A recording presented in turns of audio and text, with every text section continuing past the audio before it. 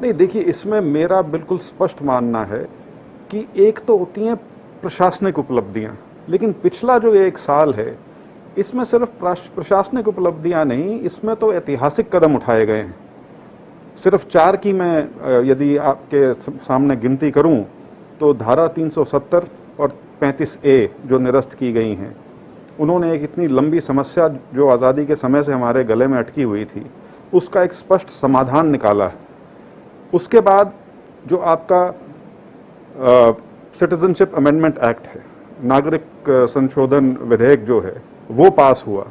वो अपने आप में एक बड़ा ऐतिहासिक कदम है, जिसकी खुद नेहरू जी ने अपने ज़माने में ये करने का प्रयास किया था, लेकिन नहीं हुआ था। वो 7 दशकों के बाद भारतीय जनता पार्टी, मोदी जी की सरकार ने वो किया।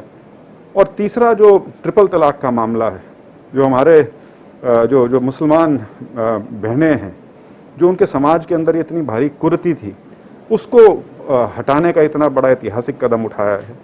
और चौथा, जो सदियों से लंबित मामला चल रहा था राम जन्मभूमि का, जिससे इतनी देश के अंदर समाज में और राजनीतिक तौर पे इतना वो मैं कहूँ विषय रहा, चर्चा का भी और तनाव का भी, सरकार के प्रयासों से और आदरणीय सुप्रीम कोर्ट के आदेश से उसका फुल एंड फाइनल रेजोल्यूशन हो गया है।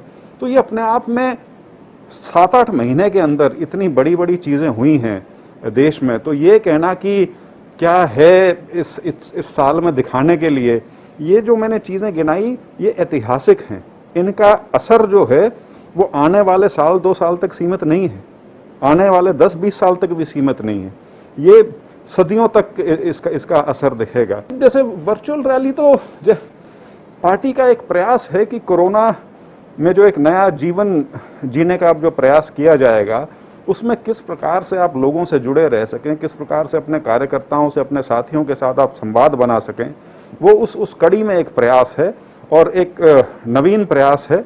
और मुझे उम्मीद है कि जैसी बिहार में आदरणीय अमित शाह जी ने वर्चुअल रैली की, उसी प्रकार से जो हरियाणा की 14 तारीख को है, वो भी एक नई मिसाल पैदा करेगी। और आप देख लीजिएगा कुछ समय बाद जो विपक्ष ये कह रहा है कि ये वर्चुअल रैली क्या चीज़ है, हो सकता है ये भी इसी लाइन पे आके करना शुरू करें, क्योंकि लोगों से संवाद उनको भी करना है। एक सांसद के नाते पार्लियामेंट का जो काम है वो मेन काम है, और उसके अलावा जो आपके अपने निर्वाचन क्षेत्र के जो मुद्दे हैं उनको आप ज़रूर उठाते हैं।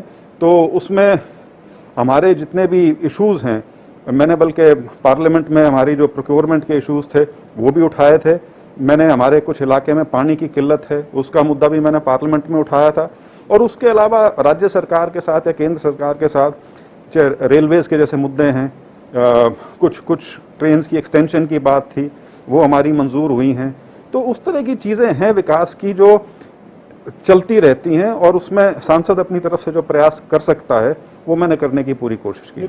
सोनाली फोगाट का जो मामला है, उसमें मेरा तो ये, मैं इस मामले में बिल्कुल, मेरा मत स्पष्ट है कि इस देश में कानून का राज, और किसी को किसी प्रकार से कानून को अपने हाथ में लेने का अधिकार किसी को नहीं है, चाहे वो किसी पद पे आसीन हो। और इसीलिए मैं मानता हूं कि ये जो घटना है ये दुर्भाग्यपूर्ण है। बाकी FIR लॉन्च हो चुकी है, इसके बारे में ज़्यादा कुछ कहने की अब आवश्यकता है नहीं। इन्वेस्टिगेशन होगी, दोनों तरफ से मुकदमा दर्ज हुआ है, और जो भी तथ्य होंगे वो आने वाले समय में सबके सामने आ जाएंगे। मेरी अपील सभी से ये है कि जो अनुशासन और जो संयम लोगों ने 2-2.5 महीने लॉकडाउन के दौरान दिखाया, उससे भी ज़्यादा ज़रूरत संयम की और अनुशासन की लॉकडाउन खुलने के बाद है। क्योंकि लॉकडाउन के समय में तो सब अपने घर में बैठे थे, तो फैलाव रुका हुआ था, वायरस वहीं का वहीं है, ये नहीं है कि वायरस हमने सोचा और वो गायब हो गया।